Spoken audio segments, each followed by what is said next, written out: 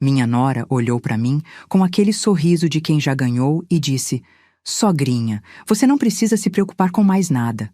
A casa é nossa agora. Na verdade, você não tem mais nada aqui. Foi na sala de jantar. Mesa posta, peru assando, cheiro de farofa no ar, 10 dias depois do enterro do Henrique. Deixa eu te contar uma coisa antes de continuar. Quando você perde o amor da sua vida depois de 47 anos juntos, o mundo não para. As pessoas não param. A vida não para. E tem gente mesmo de sangue, que vê sua dor como oportunidade. Antes de continuar, me conta nos comentários de qual cidade você está acompanhando essa história e se já passou por algo parecido. Porque eu juro, eu jamais imaginei que ia viver isso. Meu nome é Antônia. Tenho 67 anos. Ainda moro, sei lá, num sobrado no Alto de Pinheiros, zona oeste de São Paulo. A casa vale uns 3,5 milhões hoje em dia, dizem os corretores que vivem tocando a campainha. 3 andares, jardim com orquídeas que o Henrique cuidava todo fim de semana, churrasqueira onde a gente reunia a família todo domingo.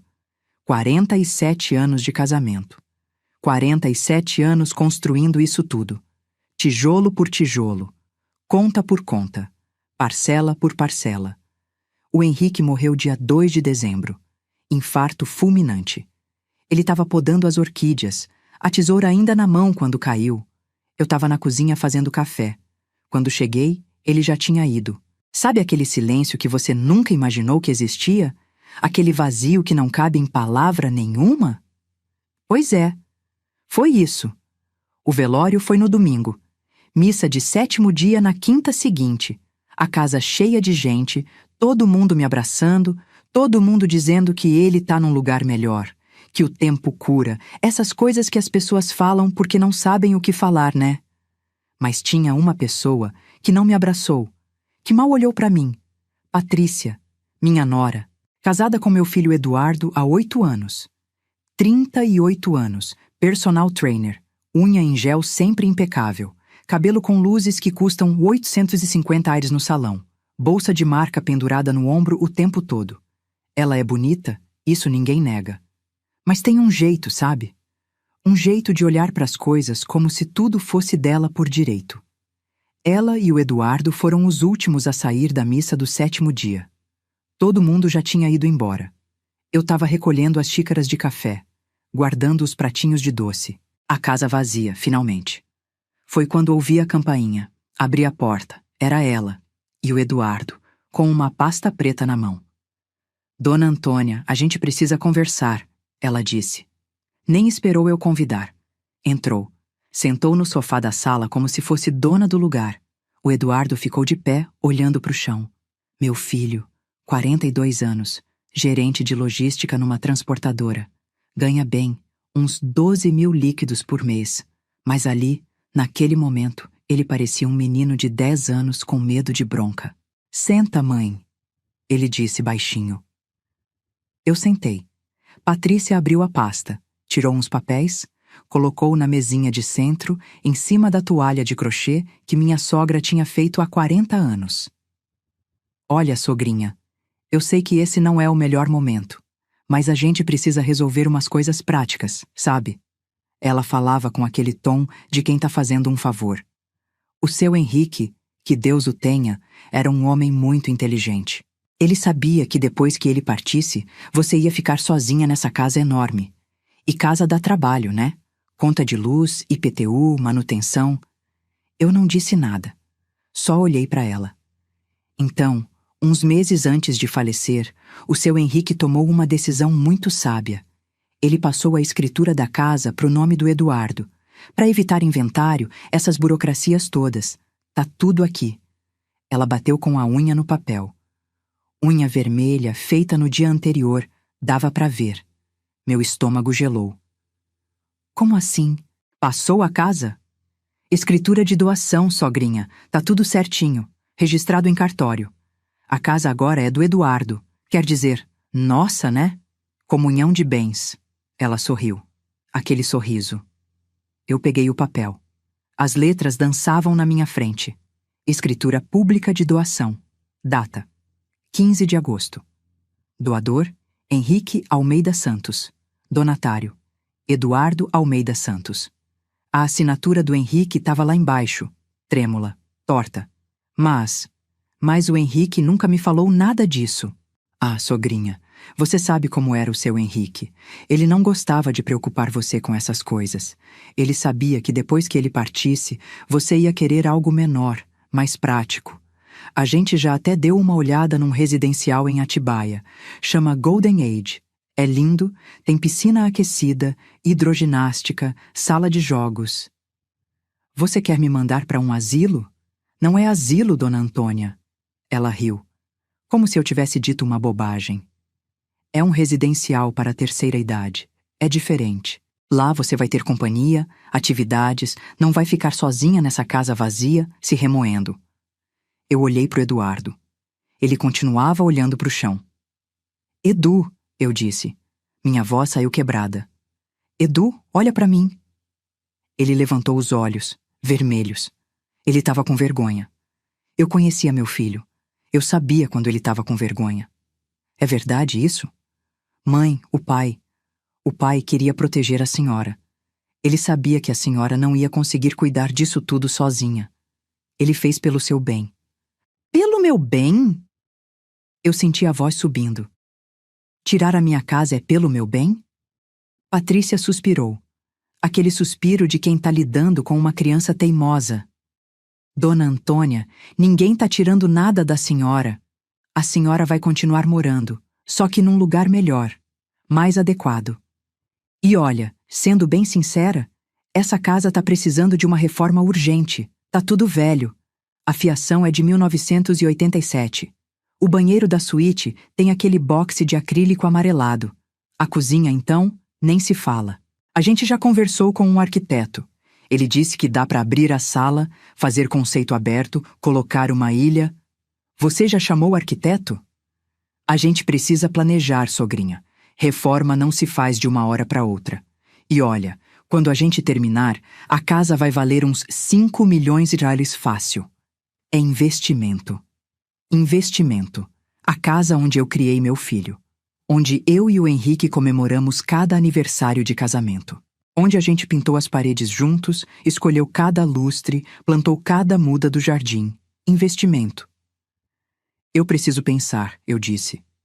Claro, sogrinha, a gente entende. Mas olha, não demore muito, tá? Porque a gente já deu entrada no Golden Age. A vaga é até o fim do mês. Depois disso, se a senhora não quiser, a gente perde os 8.500 letras da reserva. 8.500 reais. Eles já tinham dado entrada. Sem me avisar. A gente volta semana que vem para ver como a senhora tá bom? Patrícia se levantou, pegou a pasta, deixou uma cópia da escritura na mesa.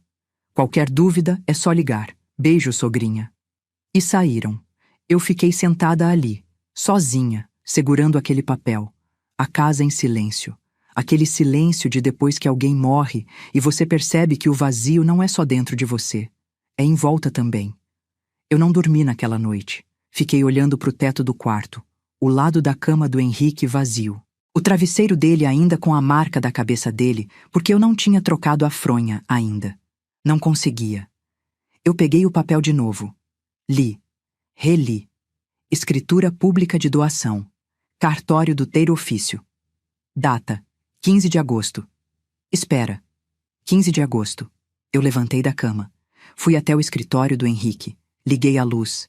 A mesa dele ainda estava do jeito que ele deixou. Caneta, óculos de leitura, agenda. Peguei a agenda. Abri em agosto. Dia 15, estava escrito: UTI Sírio-Libanês. Protocolo de internação, 14h30. Meu coração disparou. Dia 15 de agosto, o Henrique não foi a cartório nenhum. Ele estava internado. Infecção urinária grave, que evoluiu para sepse. Ficou 5 dias na UTI. Eu dormi na cadeira do hospital essas 5 noites. Como ele ia ter assinado uma escritura se estava entubado? Eu voltei para a sala. Acendi todas as luzes. Peguei a escritura. Olhei a assinatura de novo. Trêmula. Torta. Diferente da assinatura dele. O Henrique tinha uma letra firme. Sempre teve. Mesmo doente, mesmo depois do primeiro AVC que ele teve há 3 anos, a assinatura dele era legível. Tinha aquele H grande, decidido. Aquela assinatura no papel não era dele. Eu segurei o papel com as 2 mãos, e pela primeira vez desde que ele morreu, eu não chorei de tristeza. Eu chorei de raiva, porque eu entendi. Eu entendi o que estava acontecendo. Eles acharam que eu era boba, que eu estava tão abalada, tão perdida, tão velha e confusa que ia engolir qualquer história, que eu ia assinar o que pusessem na minha frente, que eu ia aceitar ser despejada da minha própria casa para dar lugar a uma reforma com conceito aberto e ilha na cozinha. Eles acharam que luto era sinônimo de burrice, mas sabe de uma coisa? Eu não criei filho sozinha enquanto o Henrique trabalhava 2 turnos para pagar essa casa sendo boba. Eu não administrei um lar por 47 anos. Fiz conta de cada centavo, negociei com gerente de banco, consertei cano furado, troquei resistência de chuveiro, pintei parede, sendo burra. Eu tava de luto, mas eu não tava morta. No dia seguinte, acordei cedo. Tomei banho, me arrumei. Coloquei a roupa azul marinho, aquela que o Henrique dizia que me deixava bonita. Passei batom, prendi o cabelo e liguei para o Dr. Roberto Mendes. Dr. Roberto era advogado da família há 30 anos. Foi ele que fez a escritura original da casa quando a gente comprou, em 1989. Foi ele que fez o testamento do Henrique. Foi ele que registrou a empresa que o Henrique tinha, uma distribuidora pequena de materiais de construção que a gente vendeu quando ele se aposentou por R$680 mil. Dona Antônia, ele atendeu no segundo toque. A voz dele, grave, séria, me acalmou um pouco. Meus pêsames mais uma vez. Como a senhora está? Dr. Roberto, eu preciso da sua ajuda. Pois não. O que houve? Eu acho que tentaram me dar um golpe. Silêncio do outro lado. A senhora pode vir ao meu escritório hoje? Posso. Às 15 horas? Eu tô saindo agora. Peguei o metrô. Estação Faria Lima. Desci na Paulista. O escritório do Dr. Roberto ficava num prédio antigo, daqueles com elevador de ferro. 8º andar. A secretária me recebeu com um café. Ela já me conhecia. Sempre que o Henrique ia lá, eu ia junto. Dr. Roberto me abraçou. Um abraço de verdade, não aqueles abraços de velório que mais parecem obrigação. Senta, dona Antônia. Me conta. Eu contei tudo. A visita da Patrícia, a escritura, a data, a assinatura, o Golden Age, os R$8.500. Ele foi fazendo anotações num bloquinho amarelo. Quando terminei, ele tirou os óculos, limpou com a manga da camisa, colocou de volta. A senhora trouxe a escritura? Entreguei para ele. Ele leu. Passou uns 5 minutos em silêncio. Virou a página. Olhou o verso. Pegou uma lupa. Olhou de novo. Dona Antônia, essa escritura é falsa. Eu já sabia. Mas ouvir ele dizer em voz alta foi diferente. Como a senhora sabe? O selo do cartório. Tá errado. Esse tipo de papel oficial tem uma numeração específica, com brasão da República. Esse aqui é uma impressão comum. E mais, a assinatura do tabelião também tá errada. Eu conheço o Dr. Salomão, do 3º ofício, há 20 anos. Não é a letra dele. Então o que eu faço? Primeiro, a gente vai ao cartório confirmar que isso não existe nos registros deles. Segundo, a gente pega o testamento do seu Henrique, que tá aqui comigo, e valida que nele não há nenhuma menção de doação em vida. Terceiro, a senhora quer processar? Eu quero a verdade. E eu quero minha casa. A casa já é da senhora, dona Antônia. E sempre foi. Mas entendo o que a senhora quer dizer. A senhora quer justiça. Isso. Ele se recostou na cadeira. Juntou as pontas dos dedos. Aquele gesto que ele fazia quando estava pensando. Dona Antônia, posso sugerir uma coisa? Pode. Não confronte eles ainda. Como assim? Deixa eles se enforcarem sozinhos. A senhora disse que eles vão voltar semana que vem, né? Deixa eles voltarem. Deixa eles continuarem achando que a senhora tá na mão deles. Enquanto isso, a gente reúne as provas. certidão do cartório confirmando que a escritura não existe. Laudo grafotécnico da assinatura falsa. Cópia do prontuário médico do dia 15 de agosto, provando que o seu Henrique estava na UTI. E quando eles vierem com o próximo passo, seja lá qual for, a gente desce o pau. Desce o pau como? Judicialmente, estelionato, falsificação de documento público, tentativa de apropriação indébita qualificada. Dependendo de como eles reagirem, da cadeia. Cadeia. Minha nora. Na cadeia. Por um segundo, uma parte de mim sentiu pena. Mas aí eu lembrei do sorriso dela, do jeito que ela falou, você não tem mais nada aqui. Do Golden Age, dos 8.500 reais que eles gastaram sem me perguntar nada. Quanto tempo vai levar para reunir as provas? 1 semana, 10 dias. E depois? Depois a gente escolhe o momento. E acredite, Dona Antônia, o momento certo faz toda a diferença. Voltei para casa de metrô de novo. Quando desci na estação Faria Lima, estava começando a escurecer. Dezembro. Véspera de Natal estava chegando. As lojas todas enfeitadas, música natalina tocando nos alto-falantes. Cheguei em casa às 18h20. A casa estava escura. Acendi as luzes. Fui até a cozinha. Esquentei a marmita que a vizinha tinha trazido no dia do enterro. Comi sozinha, na mesinha da cozinha. O telefone tocou. Era o Eduardo. Oi, mãe. Oi, filho. A senhora tá bem? Tô. Silêncio.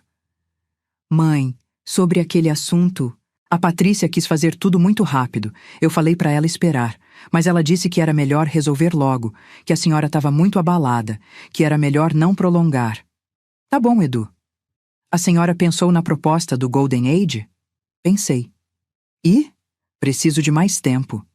Quanto tempo? Até o Natal. Natal? Mãe, faltam 2 semanas. Eu sei, mas é Natal. Primeiro Natal sem seu pai. Eu queria passar aqui, na nossa casa. Uma última vez, pelo menos. Eu ouvi ele suspirar. Tá bom, mãe. A gente espera até o Natal. Inclusive, a Patrícia estava querendo fazer a ceia aqui esse ano. Chamar todo mundo, a família. Aqui? É. Ela disse que seria bom, para a senhora não ficar sozinha. Eu sorri.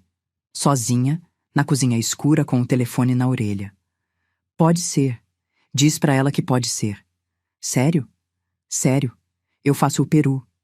Ah, mãe, não precisa. A gente contrata buffet. Eu faço questão, filho. Deixa comigo. Desliguei o telefone.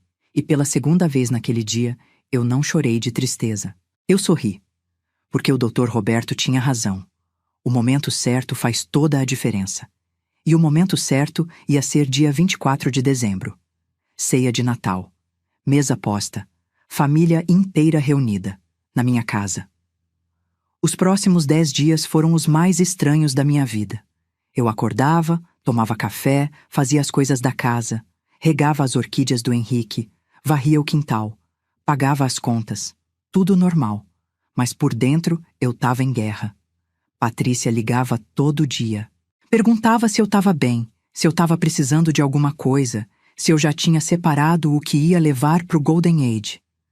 Ainda não, filha. Tô indo devagar. Mas a senhora precisa se apressar, viu? A vaga é até dia 31. Eu sei. Mas é tanta coisa, tanto tempo de vida aqui. Não consigo simplesmente enfiar tudo numa mala, sabe? Ai, sogrinha, eu entendo. Mas olha, a gente pode contratar uma empresa para fazer isso. Tem umas que organizam tudo, embalam, levam. A senhora nem precisa se preocupar. Não precisa. Eu dou conta. No dia 16, o Dr. Roberto me ligou. Dona Antônia, tá tudo pronto. A senhora pode vir buscar? Fui no dia seguinte. Ele me entregou uma pasta preta, igual a da Patrícia. Só que essa era de verdade.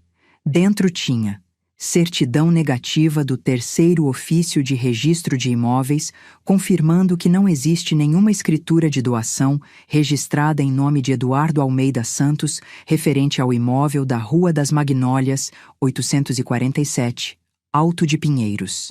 Laudo grafotécnico assinado por perita judicial comparando a assinatura da escritura falsa com 3 assinaturas autênticas do Henrique, uma do testamento, uma da venda da empresa, uma de um contrato de 2003. Conclusão: assinatura divergente em todos os parâmetros analisados. Probabilidade de falsificação 99,7%. Cópia do prontuário médico do Hospital Sírio-Libanês referente à internação de Henrique Almeida Santos entre 1408 e 1908. Diagnóstico: sepse de foco urinário. Procedimento: sedação, intubação orotraqueal, antibiótico-terapia de amplo espectro. Alta médica: 1908 às 16h40. Cópia autenticada do testamento de Henrique Almeida Santos, datado de 12/03/2023, deixando a totalidade dos bens para Antônia Maria Ferreira Santos, com usufruto vitalício e cláusula expressa de incomunicabilidade, ou seja, mesmo que o Eduardo herdasse alguma coisa depois que eu morresse, a Patrícia não teria direito a nada. E uma gravação. Que gravação é essa? Eu perguntei. A senhora vai ver quando ouvir. Mas resumindo, um amigo meu é síndico do prédio onde a Patrícia faz pilates. Ele me passou uma gravação do áudio interno do elevador, dia 5 de dezembro. Dia 5? Foi 2 dias depois do enterro. Exato. Eu coloquei o fone de ouvido. Apertei o play. A voz da Patrícia, Clara, falando com alguém. Provavelmente a personal dela. Morreu no momento certo, sabe? Mais uns anos e o velho ia ter torrado tudo em médico. Agora a gente pega a casa, faz a reforma, vende por uns 5 milhões, divide com a velha... Não, pera, a velha nem precisa saber quanto vendeu. A gente fala que vendeu por 3, dá 1 pra ela, embolsa 4. Ela vai ficar feliz com 1 milhão. Vai achar que tá rica. E o Eduardo não vai questionar nada, ele tem medo da mãe. Risos. Ai, amiga... Sério, eu tô até aliviada. Agora é só questão de tempo. Fim da gravação. Eu tirei o fone. Minha mão tava tremendo. Ela tava planejando isso antes dele morrer? Não sei, dona Antônia, mas pelo jeito, ela não perdeu tempo depois. Eu fechei a pasta. Obrigada, Dr. Roberto. A senhora vai fazer o quê? Vou fazer a ceia de Natal. Ele sorriu. Aquele sorriso de quem sabe que a bomba tá armada e só falta apertar o botão. A senhora quer que eu vá? Quero, mas não para jantar. Quero que você apareça na hora da sobremesa. Tem como? Tenho a chave da casa até hoje, a que o seu Henrique me deu quando viajaram para a Europa, em 2015. A senhora lembra? Eu lembrava. A gente tinha pedido pro Dr. Roberto regar as plantas. Ótimo. Então você entra pelo escritório. Eu deixo a porta destrancada, e quando eu der o sinal, você aparece. Que sinal? Eu pensei. Quando eu disser, devo contar a eles agora ou você mesma conta? Ele anotou. Perfeito. Saí de lá com a pasta embaixo do braço. Peguei o metrô de volta. No caminho, parei no supermercado. Comprei peru, comprei farofa, comprei vinho, comprei salpicão, comprei tudo. A moça do caixa olhou a quantidade de coisa. Vai ter festa? Vai, eu disse. Vai ter festa. Dia 24 chegou. Acordei às 6h. Coloquei o peru para marinar. Fiz a farofa. Preparei o salpicão. Arrumei a mesa. Toalha branca que a gente usava em ocasiões especiais. Louça boa. Os copos de cristal que ganhamos de casamento. Coloquei flores no centro da mesa. Orquídeas. Do jardim do Henrique. Meio-dia comecei a chegar gente. Minha irmã Beatriz com o marido. Meu cunhado Marcos, irmão do Henrique, com a esposa. Primos, sobrinhos. Os netos, filhos do Eduardo e da Patrícia. Júlia, de 10 anos, e Pedro, de 8. Eduardo e Patrícia chegaram por último. Ela entrou como se fosse a dona da casa. Bolsa Prada no ombro, eu sei que é Prada porque ela não cansa de postar no Instagram. Vestido vermelho justo, salto alto. Oi, sogrinha, que cheiro bom! A senhora fez tudo? Fiz. Ah, mas não precisava, a gente podia ter pedido buffet. Eu quis fazer. Ela me deu 2 beijinhos no ar. Nem encostou no meu rosto. O Eduardo me abraçou. Um abraço rápido, sem jeito. Oi, mãe, Feliz Natal. Feliz Natal, filho. A casa foi enchendo. Risada, música, criança correndo, o cheiro do peru assando, tudo igual aos outros anos. Mas não era igual, porque embaixo da minha cadeira, discretamente apoiado, tinha um envelope pardo. E no escritório, sentado na poltrona do Henrique, de terno, com a pasta dele no colo, estava o doutor Roberto, esperando. 19h30. A mesa estava posta. Todo mundo sentado. Eu trouxe o peru. Aplausos. Alguém fez uma foto. Patrícia levantou a taça de vinho. Gente, antes de começar, eu queria fazer um brinde. Todo mundo pegou as taças. Eu sei que esse Natal é diferente. É o primeiro sem o seu Henrique. E a gente sabe como é difícil para Dona Antônia. Ela olhou para mim com aquela cara de pena falsa. Mas eu acho que o seu Henrique lá de cima tá feliz. Porque ele fez tudo certinho. Ele protegeu a família dele. Ele deixou tudo organizado. Eu fiquei em silêncio. E por isso, eu e o Edu queríamos compartilhar uma notícia com vocês. O seu Henrique, antes de falecer, passou a casa para o nome do Eduardo, para facilitar, para evitar inventário essas coisas. Então agora, a casa é nossa. E a Dona Antônia vai para o Golden Age, em Atibaia, um lugar lindo, adequado para a idade dela, onde ela vai ter todo o conforto e assistência que merece. Silêncio. Minha irmã Beatriz franziu a testa. Como assim passou a casa? Escritura de doação, Patrícia disse, sorrindo. Tá tudo certinho, registrado em cartório. E você sabia disso, Antônia? Beatriz me olhou. Eu não respondi. Patrícia continuou. E olha, gente, a gente tá planejando uma reforma incrível aqui. Conceito aberto, ilha na cozinha, banheiros modernos. Vai ficar um arraso.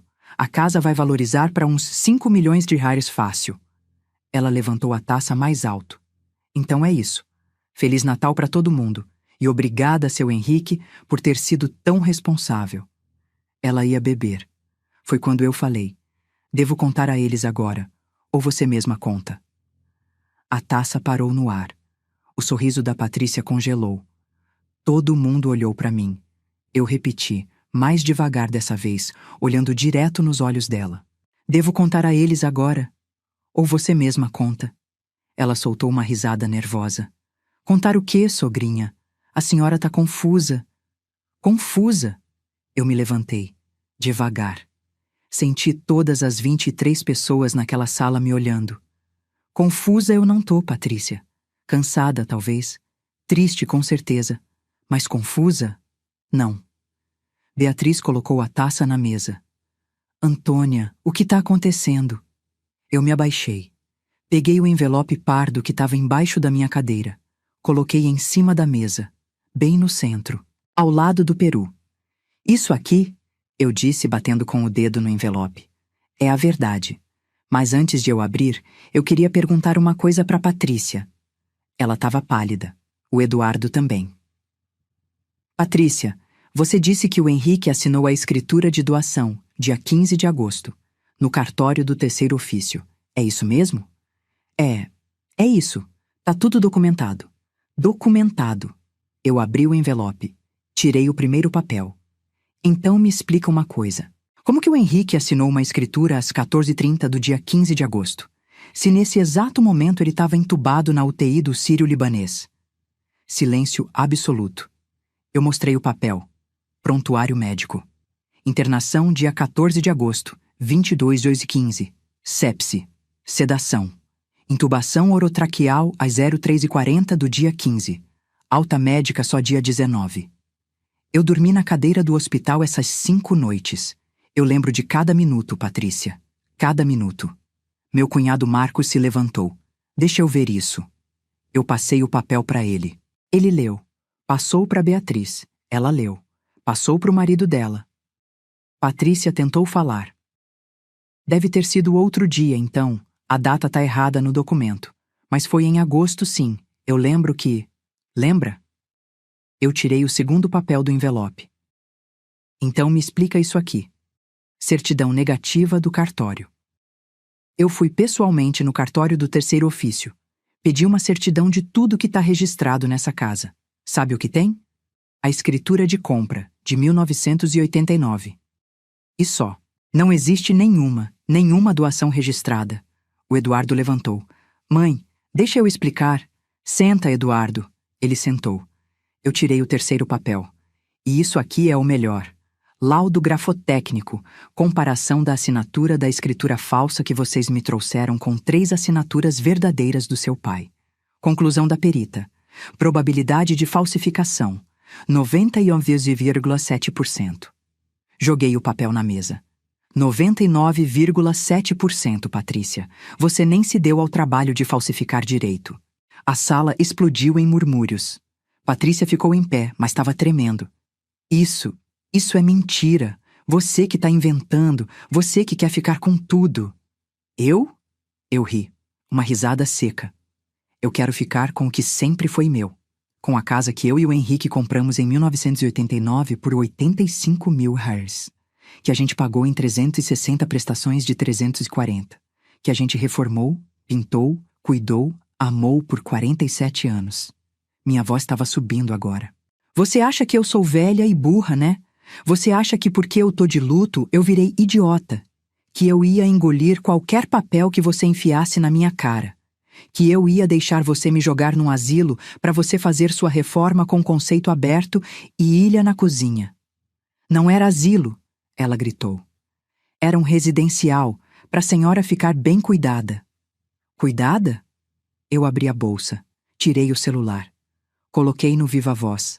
Apertei o play. A voz dela encheu a sala. Morreu no momento certo, sabe? Mais uns anos e o velho ia ter torrado tudo em médico. Agora a gente pega a casa, faz a reforma, vende por uns 5 milhões, divide com a velha... Não, pera. A velha nem precisa saber quanto vendeu. A gente fala que vendeu por 3, dá 1 pra ela, embolsa 4. Ela vai ficar feliz com 1 milhão, vai achar que tá rica. Eu desliguei. O silêncio agora era diferente. Era o silêncio de 23 pessoas olhando para Patrícia com nojo. Júlia, a neta de 10 anos, olhou para a mãe. Mamãe, você falou isso da vovó? Patrícia não respondeu. Pedro, de 8 anos, começou a chorar. O Eduardo estava com a cabeça entre as mãos. Beatriz se levantou, veio até mim, me abraçou. Minha irmã, eu não sabia. Eu juro que não sabia. Eu sei, Bia, eu sei.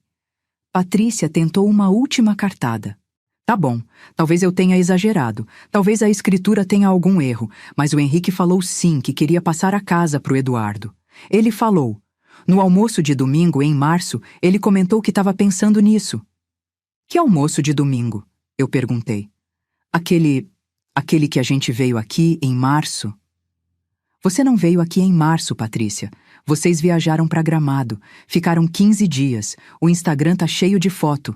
Quer que eu mostre? Ela abriu a boca. Fechou. Abriu de novo. Eu... Foi quando a porta do escritório se abriu. Dr. Roberto Mendes entrou na sala. Terno azul marinho. Gravata. Pasta de couro na mão. Cabelo grisalho penteado para trás. Aquela presença que só advogado de 30 anos de profissão tem. Boa noite a todos. Desculpem interromper a ceia.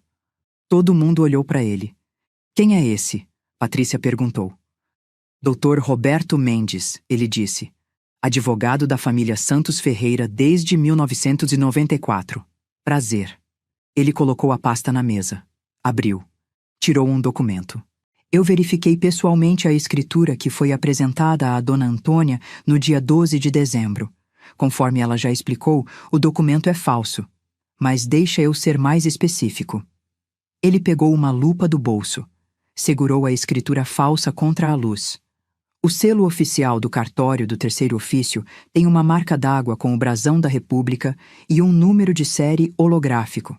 Esse documento aqui foi impresso numa impressora comum. Provavelmente jato de tinta. Dá para ver os pixels se você olhar com atenção. Ele passou a lupa para o Marcos. Marcos olhou. Balançou a cabeça. E tem mais, Dr. Roberto continuou. A assinatura do Dr. Salomão Guimarães, tabelião do terceiro ofício, também é falsa. Eu liguei para ele ontem. Ele me confirmou que não tem nenhum registro dessa doação. E me autorizou a informar que, se a dona Antônia desejar, ele vai à polícia prestar queixa por uso indevido do selo do cartório. Ele fechou a pasta. Resumindo, isso aqui configura 3 crimes. Falsificação de documento público, artigo 297 do Código Penal. Estelionato, artigo 171. E apropriação indébita qualificada tentada contra idoso, artigo 168, com agravante do Estatuto do Idoso. Somando as penas, dá de 6 a 12 anos de reclusão, sem direito à fiança em caso de prisão em flagrante. Patrícia sentou. As pernas dela falharam. Eu não sabia. Foi um erro. O Eduardo que... Não! Eduardo gritou. Ele se levantou. Não joga isso em mim. Foi você. Você que procurou aquele despachante. Você que disse que a mãe nunca ia descobrir. Você que insistiu. Edu, cala a boca. Não vou calar. Ele estava chorando agora. Eu falei para você parar. Eu falei que a minha mãe não era burra. Eu falei. Ele virou para mim. Mãe, eu sinto muito. Eu tentei impedir. Eu juro que tentei. Mas ela disse que era só para garantir, que você ia concordar, que era melhor assim. Melhor para quem, Eduardo? Minha voz saiu mais fria do que eu esperava. Melhor para quem? Ele não respondeu. Dr. Roberto guardou os documentos. Dona Antônia, a senhora quer que eu acione a Polícia Civil agora ou prefere resolver isso em família? Eu olhei para Patrícia. Ela estava destruída, maquiagem borrada, mãos tremendo. Olhei para os meus netos, Júlia abraçada no Pedro, os dois chorando. Olhei para o Eduardo, meu filho, 42 anos, fraco, manipulado, mas meu filho. Eu quero, eu disse devagar, que a Patrícia saia da minha casa. Agora. Dona Antônia, agora. Ela se levantou, pegou a bolsa. E o Eduardo? Dr. Roberto perguntou. Eu olhei para o meu filho.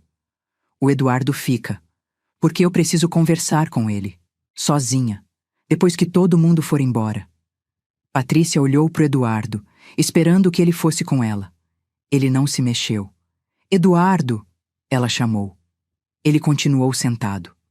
Eduardo! Vai, Patrícia, ele disse. A voz dele saiu cansada. Só. Vai. Ela ficou parada mais uns 5 segundos. Então, girou nos saltos e saiu. A porta bateu. Dá para acreditar que ninguém disse nada por uns 10 segundos? Foi Beatriz quem quebrou o silêncio. Bom, alguém quer farofa? E todo mundo riu. Uma risada nervosa, meio histérica, mas riu. A ceia continuou, mas foi estranha. As pessoas comiam, conversavam, mas era como se tivesse uma bomba embaixo da mesa, que tinha acabado de explodir, e todo mundo estava tentando fingir que estava tudo bem. Os netos foram os primeiros a ir embora. Júlia me abraçou forte antes de sair. Vovó, desculpa a mamãe. Não é sua culpa, meu amor. A vovó vai continuar morando aqui? Vou. Ainda posso vir dormir aqui nas férias? Sempre. Ela saiu chorando. Um por um, os parentes foram embora. Abraços, desculpas, promessas de ligar no dia seguinte. 00:30. Só sobramos eu, o Eduardo e o Dr. Roberto. Dona Antônia, Dr. Roberto disse, a senhora precisa de mim aqui? Não, doutor. Obrigada por tudo. A senhora vai processar? Eu olhei para o Eduardo. Ele estava sentado no sofá, cabeça baixa, destruído. Vou pensar. Qualquer coisa a senhora me liga. A qualquer hora. Ele saiu. Fiquei sozinha com meu filho. Fui até a cozinha. Peguei 2 cervejas na geladeira. Voltei. Dei uma para ele. Sentei na poltrona do Henrique. Eduardo abriu a cerveja. Bebeu metade de um gole. Fala, eu disse. Eu não sei por onde começar. Começa me explicando quando você virou tão fraco. Ele engoliu em seco. Mãe! Não. Sério, Eduardo. Me explica. Você sempre foi um menino bom, responsável, trabalhador. Quando você virou o tipo de homem que deixa a mulher tentar roubar a própria mãe? Ele cobriu o rosto com as mãos. Eu não queria. Eu juro que não queria. Mas deixou. Ela, a Patrícia, ela fica na minha cabeça, mãe.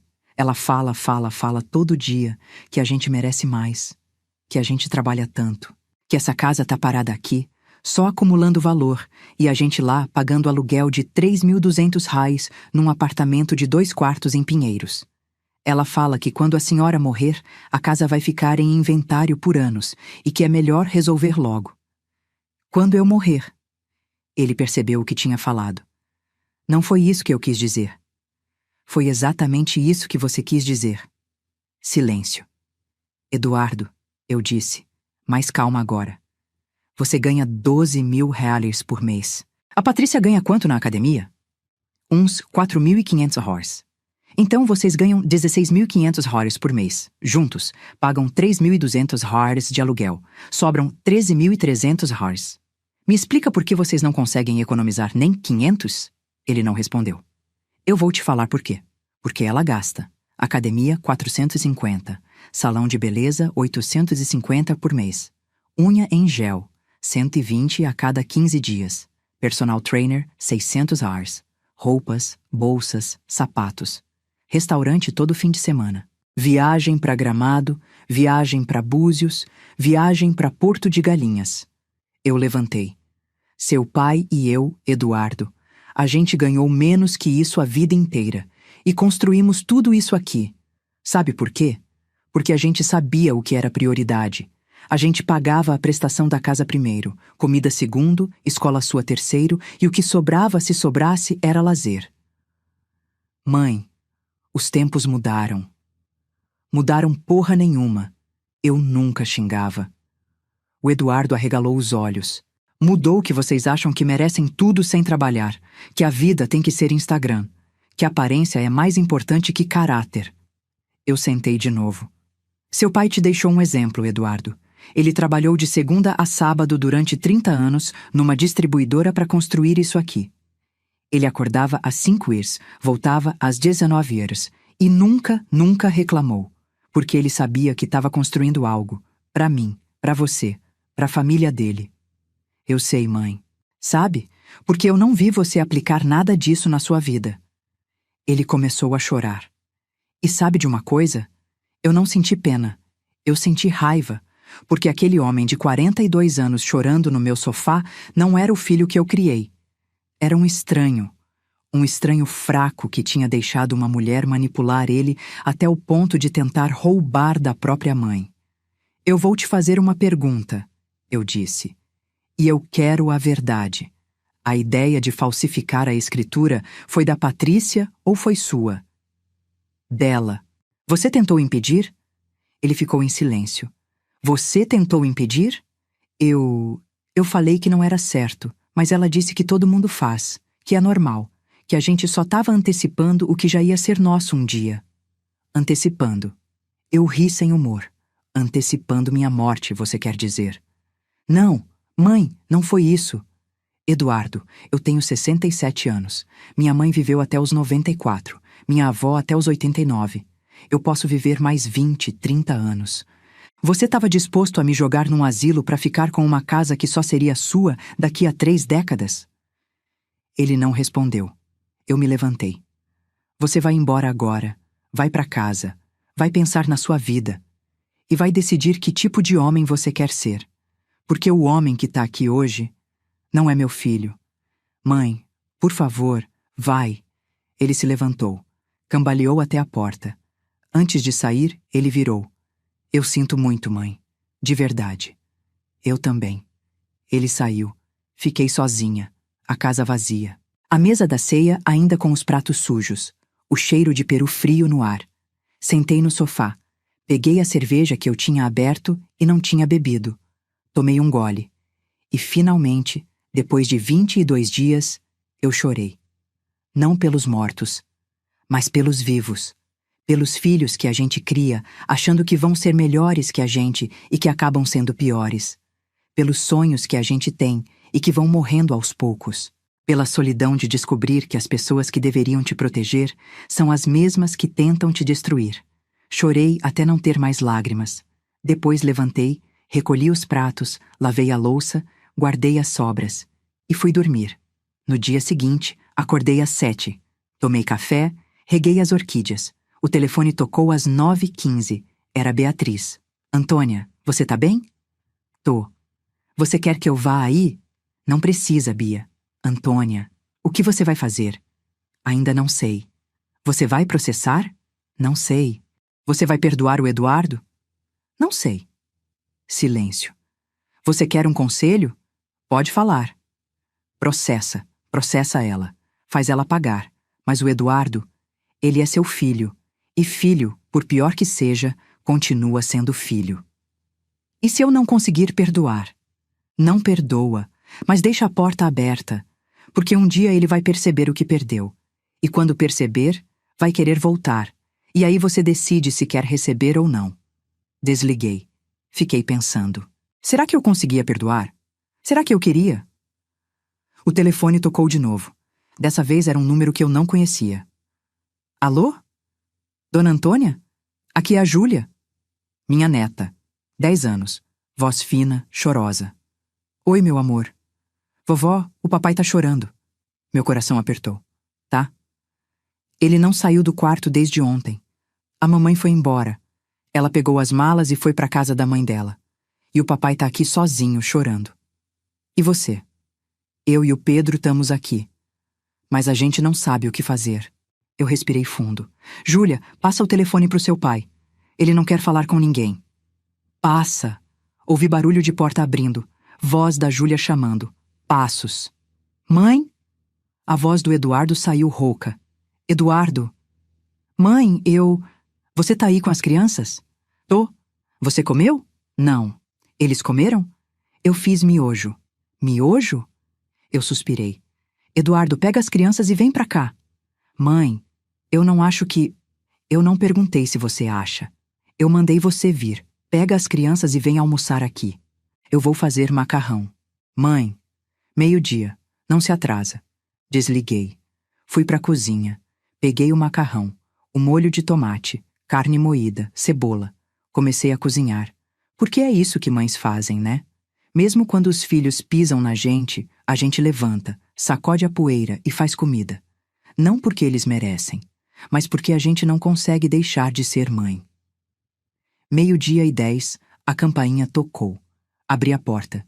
Eduardo com os olhos inchados. Júlia e Pedro atrás dele. Entra. Eles entraram. Lava a mão. A comida tá pronta. Sentamos os 4 na mesa da cozinha. A mesma mesa onde eu e o Henrique tomamos café juntos durante 47 anos. Servi o macarrão. Comemos em silêncio. Depois que as crianças terminaram, eu disse: Júlia, Pedro, vão lá no quarto que era do papai de vocês. Tem uns brinquedos antigos lá, podem brincar. Eles saíram correndo. Fiquei sozinha com o Eduardo. Mãe, Deixa eu falar primeiro. Ele fechou a boca. Eu não sei se vou conseguir te perdoar. Não agora. Talvez nunca. O que você fez, o que vocês tentaram fazer, foi uma das coisas mais baixas que eu já vi na minha vida. Ele abaixou a cabeça. Mas você é meu filho, e essas 2 crianças são meus netos, e eu não vou punir eles pelos seus erros. Levantei. Você vai voltar para casa hoje, vai resolver sua vida, vai decidir se fica com a Patrícia ou se separa. Não me importa, mas se ficar, eu não quero ela aqui, nunca mais, entendeu? Entendi. E outra coisa, você vai começar a pagar terapia. Não é sugestão, é ordem. Porque você precisa entender por que você é tão fraco. Por que você deixa uma mulher manipular você desse jeito? Mãe, não me interrompe. Você vai pagar terapia, vai cuidar dessas crianças e vai reconquistar minha confiança. Vai demorar meses, anos, talvez nunca consiga completamente. Mas se você quiser ser meu filho de novo, é por aí. Ele estava chorando de novo. E a Patrícia? Isso é problema seu. Eu já decidi. Vou processar. Vou até o fim. Ela tentou me roubar. Ela falou de mim como se eu fosse lixo. Ela planejou me jogar num asilo. Ela vai pagar. Mãe, se você processar, ela pode ir presa. Eu sei. E se ela for presa, as crianças vão morar com você. E você vai ser o pai que deveria ter sido desde o começo. Levantei da mesa. Agora termina esse macarrão, pega as crianças e vai embora. Eu tô cansada. Eles saíram às 14 horas. Quando fechei a porta, senti um peso saindo dos meus ombros. Não era perdão, era clareza. Eu sabia o que eu tinha que fazer. No dia 26, liguei para o Dr. Roberto. Doutor, eu quero processar. Tem certeza? Absoluta. A senhora sabe que isso vai destruir a família, né? Família já está destruída, Dr. Roberto. Agora é sobre justiça. Dia 2 de janeiro, entramos com a ação. Falsificação de documento público. Estelionato. Apropriação indébita qualificada contra idoso. O processo correu rápido. A Patrícia tentou acordo. Ofereceu pagar 50 mil reais de indenização. Recusei. Ela ofereceu 100 mil. Recusei. Ofereceu 200 mil e se retratar publicamente. Recusei tudo. Porque não era sobre dinheiro. Era sobre dignidade. O julgamento foi marcado para abril. Durante esses meses, o Eduardo aparecia aqui toda semana. Sempre com as crianças. Nunca sozinho. A gente conversava pouco, mas ele ajudava no jardim. Consertava coisas da casa. Levava lixo para fora. Pequenos gestos. Eu não perdoei. Mas eu deixei ele tentar, porque Beatriz tinha razão. Filho continua sendo filho, mesmo quando decepciona. Em março, a Patrícia ligou. Dona Antônia, por favor, me retira do processo. Eu vou perder tudo. Meu emprego, minha reputação, minha família. Você deveria ter pensado nisso antes. Eu só queria uma vida melhor. Às custas da minha dor. Dona Antônia, você riu quando eu estava de luto. Você me chamou de velha chata. Você planejou me jogar num asilo. Você achou que eu era fraca. E agora você está descobrindo que velha não é sinônimo de idiota. Desliguei. Ela não ligou mais. O julgamento foi dia 15 de abril. Terça-feira. Chuva fina. Aquela chuva de outono que molha devagarinho. Cheguei ao Fórum Criminal da Barra Funda às 13h40. O Dr. Roberto já estava lá, de terno cinza, pasta na mão. Dona Antônia, pronta? Pronta. Entramos juntos. Sala 4, segundo andar. O corredor cheirava a papel velho e café requentado. A Patrícia já estava lá dentro, com o advogado dela, um homem mais novo, de uns 40 anos, gravata azul. Ela estava diferente. Sem maquiagem, cabelo preso, roupa preta, discreta, nada de bolsa de marca. Ela me viu, desviou o olhar. O Eduardo estava sentado no fundo da sala, sozinho. Ele tinha sido arrolado como testemunha pela defesa, mas também pela acusação. A situação dele era complicada. Ele tinha participado, mas também tinha sido manipulado. O Dr. Roberto tinha conseguido um acordo para ele. Se ele confirmasse a versão dos fatos e se divorciasse da Patrícia, não seria incluído no processo criminal. Ele tinha aceitado. O divórcio tinha saído semana passada. Partilha de bens. Nada. Porque não tinha bens. Tudo que eles tinham estava no nome dela ou era financiado. O apartamento alugado, o carro com 48 parcelas restantes, os móveis comprados em 36 vezes no cartão. O juiz entrou. Dr. Maurício Tavares. 60 e poucos anos. Cabelo branco. Óculos de aro fino. Bom, vamos começar. Processo 0012847-23.2024. Ação penal. Autora: Antônia Maria Ferreira Santos. Ré: Patrícia Gomes Almeida. Crimes: falsificação de documento público, estelionato e apropriação indébita qualificada contra idoso.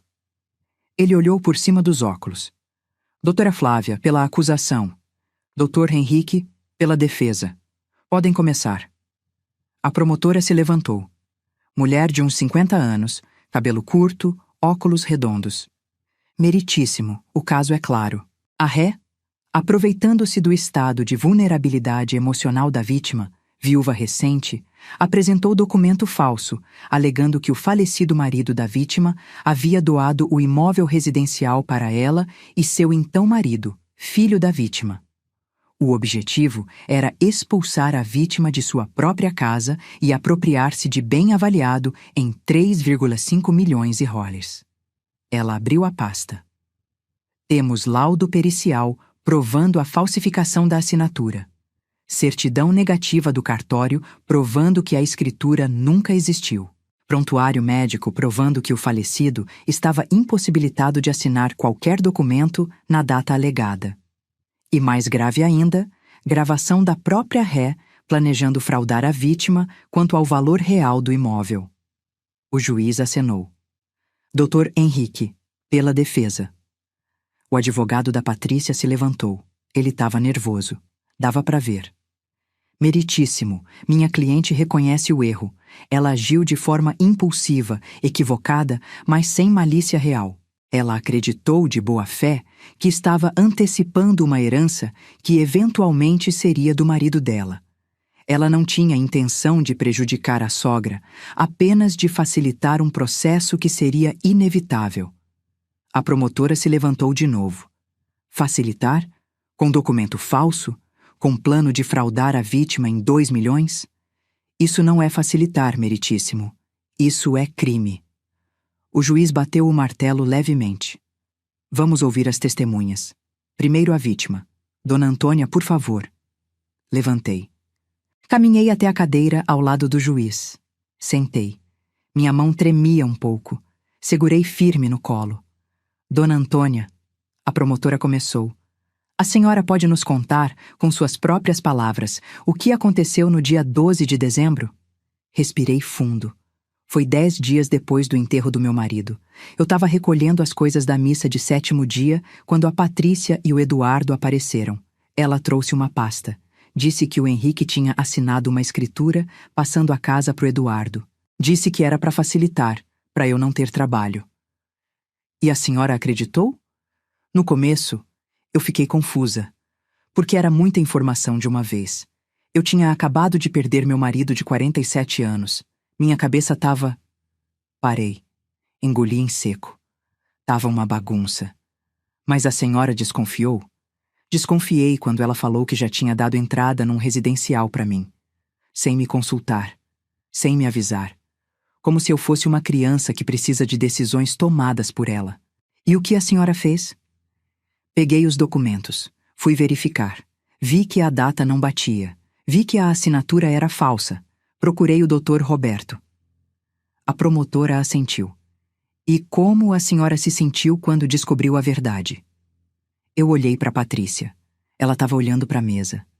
Traída, humilhada, usada. Eu tinha acabado de enterrar o homem que eu amei por quase 50 anos. E a primeira coisa que a família fez foi tentar me roubar. Minha voz quebrou. A senhora sabia que ela tinha esses planos antes da morte do seu marido? Não, mas depois eu ouvi a gravação. Ela falou que ele tinha morrido no momento certo, como se a morte do Henrique fosse conveniente. Silêncio na sala. Sem mais perguntas. O advogado da Patrícia se levantou. Dona Antônia, a senhora tem certeza de que minha cliente tinha a intenção de prejudicá-la? Não é possível que ela apenas tenha sido mal orientada por terceiros? Mal orientada? Eu olhei para ele. Ela contratou alguém para falsificar um documento. Ela me pressionou a sair da minha casa. Ela planejou me enganar em 2 milhões. Isso não é mal orientação. Isso é bandidagem. Algumas pessoas na sala riram baixinho. O juiz bateu o martelo. Silêncio.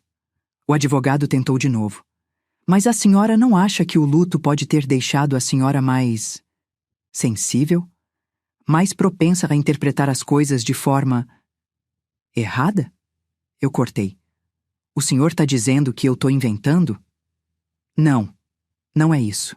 Porque eu tenho laudo pericial, tenho certidão do cartório, tenho prontuário médico, tenho gravação. O senhor está dizendo que tudo isso é mentira? Não, mas... Então não me venha com essa história de que eu tô sensível. Eu tô lúcida, muito lúcida. E eu sei exatamente o que aconteceu. O juiz interveio. Doutor Henrique, próxima pergunta ou libera a testemunha? Libero, meritíssimo. Voltei para o meu lugar. O Dr. Roberto apertou minha mão. Muito bem, ele sussurrou. Chamaram o Eduardo. Ele se levantou. Caminhou até a cadeira. Sentou. Não olhou para mim. Não olhou para Patrícia. Senhor Eduardo, a promotora começou. O senhor pode confirmar que participou da apresentação da escritura falsa à sua mãe? Participei. E o senhor sabia que o documento era falso? Silêncio. Senhor Eduardo? Eu desconfiava. Desconfiava ou sabia? Eu sabia. A voz dele saiu baixa. Eu sabia. E ainda assim apresentou o documento à sua mãe? Sim. Por quê? Ele olhou para o teto. Respirou fundo. Porque a Patrícia disse que era a única forma, que minha mãe nunca ia concordar em vender a casa voluntariamente, que a gente precisava forçar a situação. Forçar como? Fazendo minha mãe acreditar que ela não tinha escolha, que a casa já não era mais dela. A promotora fez uma pausa. E em algum momento o senhor pensou que isso estava errado. Pensei, toda hora. Mas não fez nada para impedir? Não. Por quê? Porque eu sou covarde. Ele olhou para mim agora. Olhos vermelhos. Porque eu sempre fui covarde. Meu pai construiu tudo sozinho. Minha mãe segurou a família sozinha. E eu só soube ser fraco. Ele estava chorando agora. Minha mãe merecia um filho melhor. Meu pai merecia um filho melhor. E eu não fui. A promotora voltou para a mesa. Sem mais perguntas. O advogado da Patrícia nem se levantou. Sem perguntas, meritíssimo. O juiz dispensou o Eduardo. Ele voltou para o banco. Cobriu o rosto com as mãos. Chamaram outras testemunhas. Beatriz, que confirmou que eu estava lúcida. Dr. Roberto, que explicou os aspectos técnicos da falsificação. O perito grafotécnico. O tabelião do cartório. E, finalmente, chamaram a Patrícia. Ela se levantou. Devagar.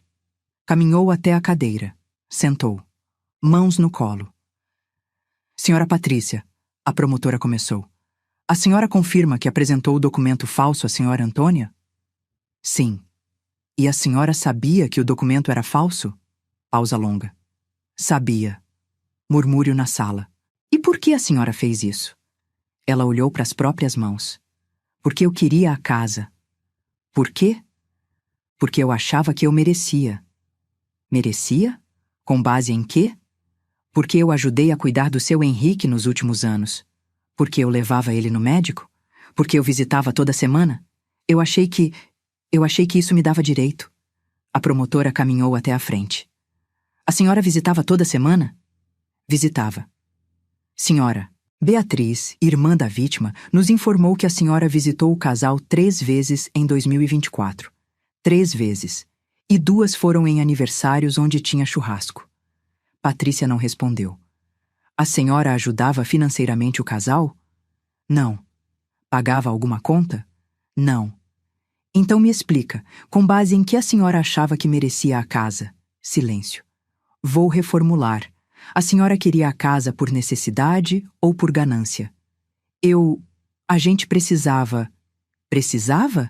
A senhora ganha 4.500 reais por mês. Seu então marido ganhava 12.000 reais. Isso é 16.500 reais. A senhora realmente precisava de 3,5 milhões ou apenas queria? Patrícia começou a chorar. Eu queria uma vida melhor. Às custas de uma viúva de 67 anos? Eu não pensei que... Não pensou o quê? Que idoso é gente. Que viúva sente dor. Que mãe de família merece respeito. A voz da promotora subiu. A senhora planejou fraudar a senhora Antônia em 2 milhões. Está gravado. A senhora riu da dor dela. Está gravado. A senhora chamou ela de velha. Está gravado. E agora a senhora quer que eu acredite que foi um erro? Patrícia estava soluçando. Eu sinto muito. Eu sinto muito. A senhora sente muito porque foi pega. Não porque fez. A promotora voltou para a mesa. Sem mais perguntas. O advogado da Patrícia tentou contornar. Patrícia, a senhora se arrepende? Muito. A senhora está disposta a se retratar publicamente? A pedir perdão? Sim, eu peço perdão. Dona Antônia, eu peço perdão. Ela olhou para mim. Eu errei muito. Eu fui gananciosa, fui cruel, fui tudo de ruim. Mas eu peço perdão. Por favor. Eu não respondi. Porque perdão não se pede no tribunal. Perdão se pede de joelhos, na casa da pessoa, olhando nos olhos, sem câmera, sem plateia. Perdão não se pede quando você foi pega. Perdão se pede quando sua consciência não te deixa dormir. E ela estava pedindo pelo motivo errado. O juiz encerrou a audiência.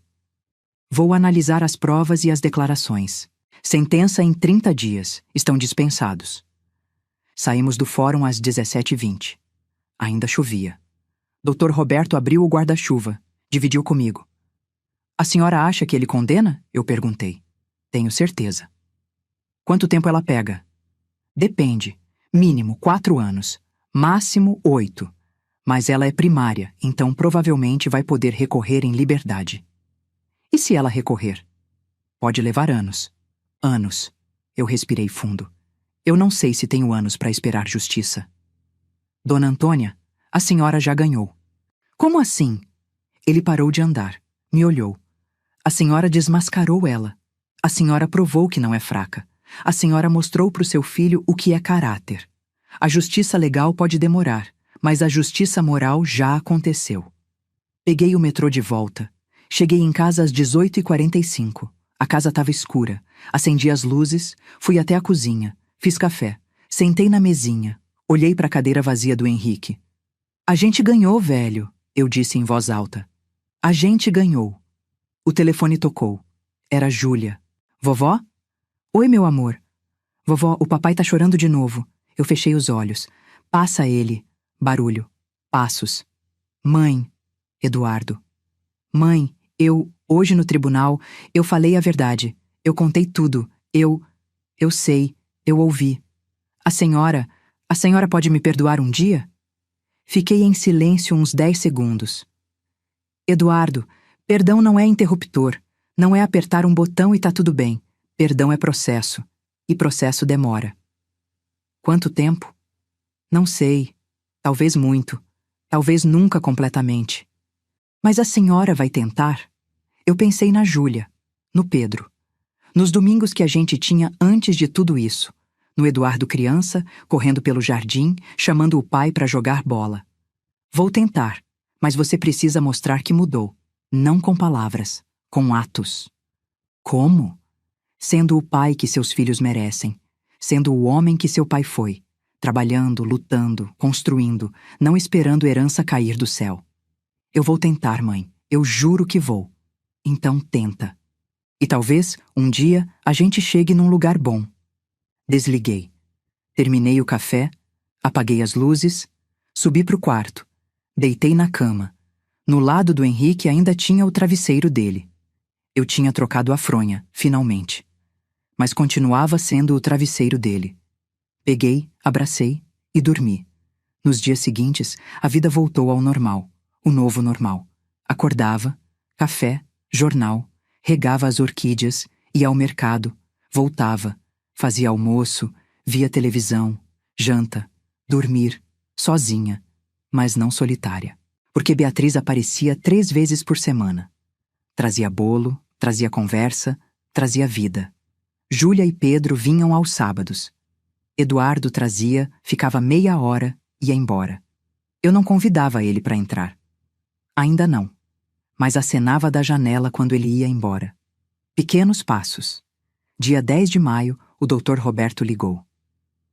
Dona Antônia, saiu a sentença. Meu coração acelerou. E? Condenada. 6 anos de reclusão em regime semiaberto, mais R$ 150 mil de indenização por danos morais. Ela vai presa? Não imediatamente. Ela pode recorrer. Mas mesmo que recorra, vai ter que pagar a indenização. E o nome dela já tá sujo. Ela não vai conseguir emprego em academia decente nunca mais. Desliguei. Sentei no sofá. 6 anos. 150 mil. Números. Mas o que realmente importava não era isso. O que importava era que eu tinha provado. Que velha não é burra. Que luto não é fraqueza. Que mãe de família sabe lutar. E que a casa continuava sendo minha. 1 ano depois. Dezembro de novo. Aquele calor de fim de ano em São Paulo. O tipo de calor que faz a gente lembrar que Natal aqui não tem neve, tem ventilador ligado no 3 e sorvete derretendo. Eu estava no jardim, regando as orquídeas. Elas tinham florescido esse ano. Todas. Roxas, brancas, amarelas. O Henrique ficaria orgulhoso. A campainha tocou. Olhei para o relógio. 10h15 da manhã. Sábado. Abri a porta. Era o Eduardo. Mas não estava só. Júlia e Pedro, claro. Mas tinha mais alguém. Uma mulher. Uns 35 anos.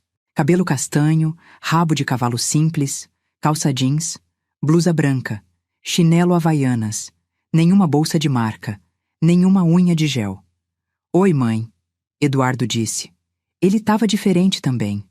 Mais magro, barba feita, olhos mais claros, sem aquela sombra de culpa que carregou o ano inteiro.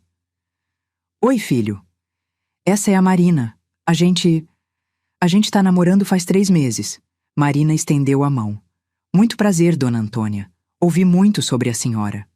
Apertei a mão dela. Firme. Calejada. Mão de quem trabalha. Prazer. Entra. Entraram. As crianças correram para o jardim, como sempre faziam. Sentamos na sala. Ofereci café.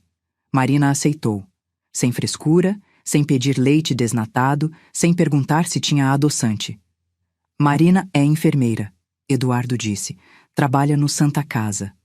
Que turno? Eu perguntei. Noturno, na maior parte. Das 19 horas às 7h. Mas esse mês estou no diurno, cobrindo férias de uma colega. Ganha quanto, se não for indiscrição? Eduardo me olhou surpreso. Marina riu. A senhora não tem papas na língua, né? 5.800 meiros, mas faço uns plantões extras, então no fim do mês dá uns 7.200 ralhos. E vocês moram juntos? Não, Eduardo respondeu rápido. A gente tá indo devagar, aprendendo, conhecendo um ao outro de verdade. Eu olhei para Marina. Ele te contou tudo? Do processo? Da Patrícia? Da tentativa de roubo? Contou, no segundo encontro.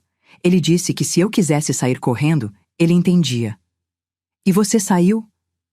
Não. Porque todo mundo erra, dona Antônia. O que importa é se a pessoa aprende com o erro ou repete. Ela tomou um gole de café. E pelo que eu vi, ele aprendeu. Tá fazendo terapia toda semana. Tá cuidando das crianças. Tá pagando as contas dele sem reclamar. Tá sendo homem. Eu olhei pro Eduardo. Ele tava vermelho. É verdade, mãe. Eu tô tentando.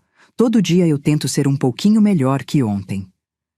Fiquei em silêncio, olhando pros dois.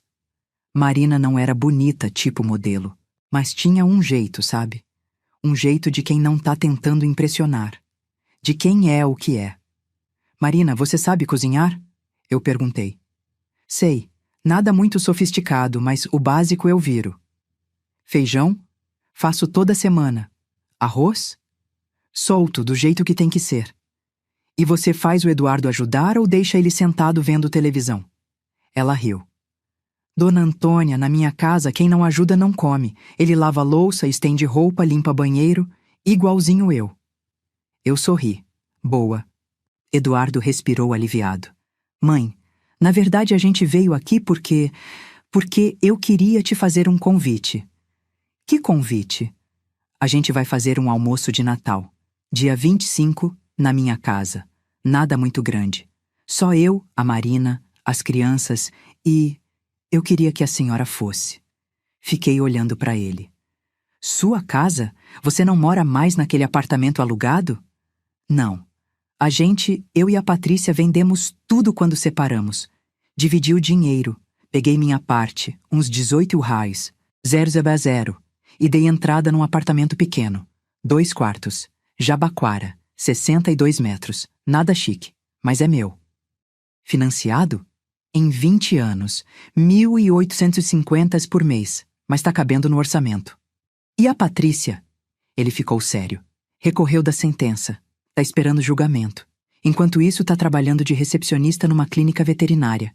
Ganha 2.100 reais. Mora num kitnet no Brooklyn. Não vê as crianças faz 6 meses. Ela desistiu deles? Não. Eles que não querem ver ela. Principalmente a Júlia. Ela ainda tá magoada. Diz que a mãe destruiu a família. Eu olhei pela janela. Júlia estava mostrando as orquídeas pro Pedro, explicando o nome de cada uma. Eu tinha ensinado para ela. E você? Tá magoado? Eduardo pensou. Não, não mais. Eu tô decepcionado comigo mesmo. por ter deixado chegar naquele ponto, por ter sido tão fraco. Mas você melhorou? Melhorei. Não tô perfeito, mas melhorei. A terapia tá me ajudando. A Marina tá me ajudando. E as crianças me obrigam a ser melhor todo dia. Eu me levantei. Fui até o escritório. Voltei com um envelope. Eduardo, isso aqui é uma cópia do meu testamento. Ele arregalou os olhos. Mãe, eu não quero falar sobre isso. Cala a boca e escuta. Eu abri o envelope. Quando eu morrer, e isso vai demorar porque eu pretendo viver até os 90 e poucos, essa casa vai ser sua. Com usufruto vitalício para Marina, se vocês casarem, e com cláusula de incomunicabilidade. Ou seja, se você casar de novo e separar, a casa não entra na partilha. Mãe, mas tem condições. Que condições? Primeira, você nunca vende essa casa. Ela fica na família. Pro Pedro, pra Júlia, pros netos deles. Entendeu? Entendeu. Segunda, você cuida das orquídeas do seu pai, toda semana, como ele cuidava. Vou cuidar. Terceira, você continua sendo esse homem que você tá tentando ser. Porque eu não criei covarde, eu criei trabalhador. Ele levantou. Veio até mim. Me abraçou. E pela primeira vez em um ano, eu abracei ele de volta. De verdade. Sem raiva, sem mágoa. Só mãe abraçando o filho. Obrigado, mãe, ele sussurrou. Pelo quê? Por não ter desistido de mim. Eu me afastei. Sequei uma lágrima que tinha escapado. Mãe não desiste, Eduardo. Mãe espera, e torce, e luta. Mas desistir, nunca. Marina estava chorando também. Ela se levantou, veio até mim. Dona Antônia, posso te abraçar? Pode. Ela me abraçou. Cheirava a sabonete de erva doce. Simples. Gostoso. Obrigada por dar uma chance para ele. Eu prometo que vou cuidar bem. Não cuida não. Divide. Casamento é parceria, não é um cuidando do outro. Tem razão. Almoçamos juntos naquele dia. Fiz macarronada. As crianças comeram 3 pratos. Eduardo comeu 2. Marina ajudou a lavar a louça. Quando foram embora, às 15 horas, a casa ficou em silêncio de novo. Mas era um silêncio diferente. Não era o silêncio vazio de depois que o Henrique morreu. Era o silêncio cheio de quem sabe que a vida continua. Dia 24 de dezembro. Véspera de Natal de novo. Exatamente um ano depois da ceia que mudou tudo. Acordei cedo. Dessa vez não ia fazer peru. Ia pro almoço do Eduardo, dia 25. Mas fiz um bolo. Aquele bolo de cenoura com cobertura de chocolate que o Henrique amava. Ia levar de presente. 12:00, o telefone tocou. Número desconhecido. Atendi. Alô? Dona Antônia? A voz era feminina, trêmula. Quem é? É a Patrícia. Meu corpo inteiro ficou tenso. O que você quer? Eu sei que a senhora não quer falar comigo. Eu sei que não tenho direito, mas eu precisava pedir desculpas, de verdade dessa vez. Silêncio. Fala. Eu errei. Eu errei de um jeito que nem sei como consertar. Eu fui gananciosa, fui cruel, fui tudo de pior. E eu perdi tudo. Meu casamento, meus filhos, meu emprego, minha dignidade. Ela estava chorando. E sabe de uma coisa? Eu mereço tudo o que está acontecendo. Porque a senhora não merecia nada daquilo. A senhora tinha acabado de perder seu marido. E eu ri da sua dor. Por que você tá me ligando, Patrícia? Porque hoje faz um ano daquela ceia, e eu não consigo parar de pensar no que eu fiz, no que eu destruí. E você quer o quê? Que eu te perdoe? Que eu tire o processo? Não. O processo eu mereço. A condenação eu mereço. Eu só queria que a senhora soubesse que eu mudei. Ou tô tentando mudar. Não pra senhora me perdoar, mas porque eu não aguento mais ser quem eu era. Fiquei em silêncio. Respirei fundo. Patrícia, perdão não é pra quem pede. É pra quem dá. E eu ainda não sei se consigo te perdoar. Talvez um dia, talvez nunca. Eu entendo. Mas eu vou te dizer uma coisa. Se você mudou mesmo, se você não tá mais sendo aquela pessoa, não faz por mim, faz pelos seus filhos, porque eles ainda precisam de mãe, uma mãe de verdade, não aquela que você estava sendo. Eu queria ver eles, mas eles não querem me ver. Porque você precisa merecer, não adianta querer, você precisa provar, com tempo, com atos, com paciência. Quanto tempo? O tempo que for necessário. Pode ser 1 ano, pode ser 5, pode ser 10. Mas se você realmente mudou, você vai esperar. Ela soluçou. Obrigada, Dona Antônia. Pelo quê? Por não ter desligado na minha cara. Eu pensei em fazer isso. Por que não fez? Porque 1 ano atrás, quando você tentou me roubar, eu descobri uma coisa. Eu descobri que eu sou mais forte do que eu pensava. E parte dessa força é saber que guardar rancor não me faz bem. Então eu não vou te perdoar hoje. Mas eu também não vou deixar o ódio morar aqui dentro. Desliguei. Sentei no sofá. Respirei fundo. Perdoar não é esquecer. Perdoar é soltar. E eu estava soltando. Aos poucos. No meu tempo. Dia 25. Cheguei no apartamento do Eduardo às 11h30. Jabaquara. Prédio simples, sem portaria eletrônica. Interfone daqueles antigos. Subi de elevador. 4º andar. Porta. 42. Toquei a campainha. Eduardo abriu. Avental amarrado na cintura. Cheiro de alho e cebola refogando. Mãe, entra. O apartamento era pequeno. Sala, cozinha americana, 2 quartos, um banheiro. Mas era limpo. Organizado. Tinha vida. Na geladeira, desenhos das crianças grudados com ímã. Na sala, sofá velho, mas confortável. Na estante, livros, fotos, plantas. Marina estava na cozinha terminando o arroz. Dona Antônia, que bom que a senhora veio. Júlia e Pedro correram para me abraçar. Vovó, vem ver meu quarto. Fui. Quarto pequeno, beliche, edredom do Homem-Aranha, pôster de K-pop na parede. Tá lindo, meu amor. Aqui é melhor que lá na casa da mamãe, Júlia disse. Aqui a gente pode ser criança. Lá tinha que ficar quieto para não estragar as coisas. Voltamos para a sala. Almoçamos. Arroz, feijão, bife acebolado, farofa, salada. Comida simples, gostosa. Depois do almoço, cortei o bolo. Todo mundo comeu. Pedro repetiu. Às 15h, sentei com Eduardo na varanda pequena, vista para o prédio da frente. Nada de especial. Mãe, posso te perguntar uma coisa? Pode. A senhora é feliz, morando sozinha naquela casa grande? Pensei. Feliz. É uma palavra complicada. Eu sinto falta do seu pai todo dia, todo santo dia, mas eu aprendi que dá para sentir saudade e ainda assim viver.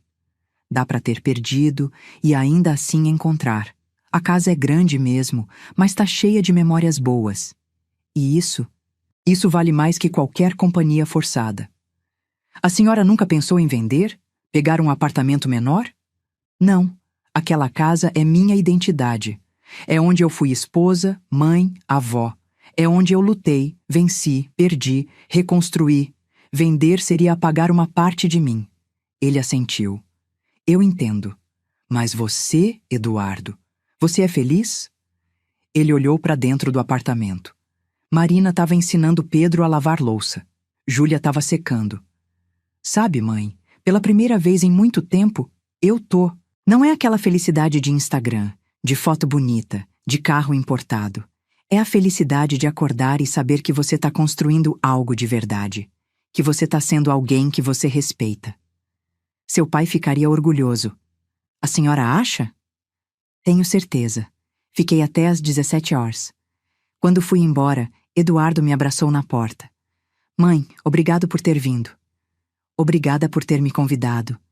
A gente pode fazer isso todo ano? Almoço de Natal aqui? Pode, mas eu faço o peru. Ele riu. Fechado. Voltei para casa de metrô. O sol estava se pondo. Aquele pôr do sol laranja de verão paulistano. Cheguei em casa às 18h30. Acendi as luzes. Fui até o jardim. As orquídeas estavam lindas, florescidas, vivas. Sentei no banquinho de madeira que o Henrique tinha feito. Olhei para o céu. Henrique, eu consegui. Nossa casa continua nossa. Nosso filho tá tentando ser homem de novo. Os netos tão bem.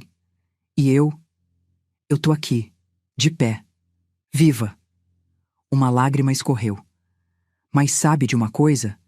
Eu ainda preferia você aqui, com suas orquídeas, seu churrasco aos domingos, sua mão na minha quando a gente via televisão.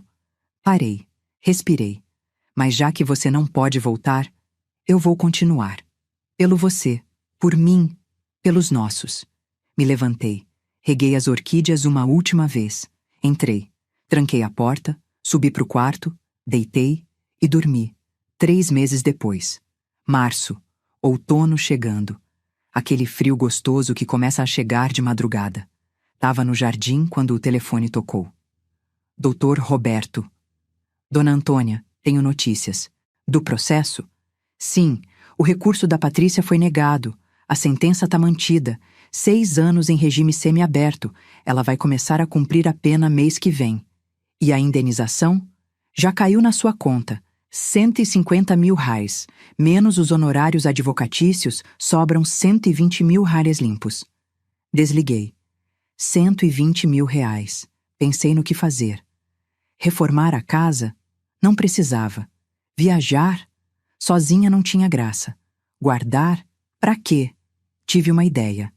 Liguei pro Eduardo. Filho, vem aqui amanhã. Traz a Marina. Aconteceu alguma coisa, mãe? Aconteceu, mas é coisa boa. No dia seguinte, eles chegaram às 10 horas. Sentamos na sala. Coloquei um envelope na mesa. Isso aqui é R$ 40 mil. Quero que você use para quitar as parcelas mais pesadas do apartamento. Vai sobrar uns R$ 800 por mês no seu orçamento. Eduardo arregalou os olhos. Mãe, eu não posso aceitar. Pode sim, mas tem condições. Que condições? Esse dinheiro que vai sobrar você guarda. Todo mês. R$ 800. Em 5 anos, você junta R$ 48 mil. Aí, você usa de entrada num imóvel melhor. Ou para a faculdade das crianças, ou para um negócio próprio, mas não gasta com bobeira, entendeu? Ele pegou o envelope. Abriu. Olhou o cheque. Chorou. Obrigado, mãe. Não me agradece. Agradeça seu pai. Esse dinheiro é dele. Ele que construiu tudo. Eu só tô passando adiante. Marina também estava chorando. Dona Antônia, a senhora é um exemplo. Exemplo de quê? De força, de dignidade, de mãe. Eu sorri. Você também vai ser, Marina. Você já é. Eles saíram às 11 horas. Abraços apertados. Promessas de voltar no fim de semana. Fechei a porta. Olhei para casa. Grande. Vazia. Mas minha. E pela primeira vez em mais de um ano, eu senti que estava tudo bem. O Henrique não voltaria. A Patrícia pagaria pelo que fez. O Eduardo estava reconstruindo a vida. E eu? Eu estava de pé. Firme. Viva. Forte. Porque luto não é fraqueza. Idade não é burrice. E mãe de família não desiste. Nunca. Sentei na poltrona do Henrique. Peguei o livro que estava lendo. Romance policial, daqueles que ele amava. Abri na página marcada. E continuei. Porque a vida continua. E enquanto houver orquídeas para regar, netos para abraçar e histórias para contar, eu vou continuar também. Fim. Obrigada por chegar até o fim dessa história. Se ela te tocou de alguma forma, se você conhece alguém que já passou por algo parecido, ou se você só precisava lembrar que força não tem idade, saiba que você não está sozinho. A gente segue. Sempre segue. De onde você está acompanhando? Me conta nos comentários. Quero saber que tem gente do Brasil inteiro aqui, provando que família, respeito e dignidade ainda importam. Um abraço forte de quem sabe que o fim de uma história é sempre o começo de outra.